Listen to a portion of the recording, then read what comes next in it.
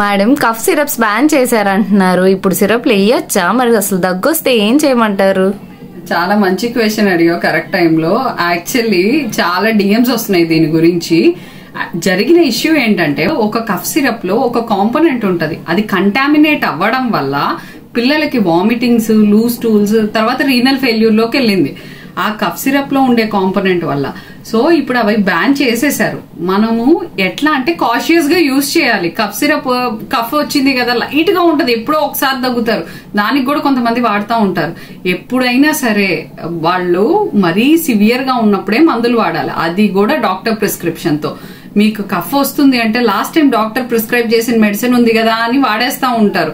కానీ chest auscultate చేసి అంటే విని వాళ్ళు సౌండ్స్ దాని ప్రకారం ప్రిస్క్రైబ్ చేస్తారు. అలాంటి కఫ్ సిరప్స్ వాడాలి. బ్యాన్ అయిన కఫ్ సిరప్స్ మీకు డాక్టర్ ప్రిస్క్రైబ్ చేయరు. కాబట్టి కఫ్ సిరప్ ఏదో మెడికల్ షాప్ లో ఇచ్చారనో లేకపోతే పక్కన వాళ్ళు చెప్పారనో మీకు లాస్ట్ టైం డాక్టర్ ప్రిస్క్రైబ్ చేశారనో వాడద్దు. డోసులు కూడా కరెక్ట్ గా వెళ్ళాలి.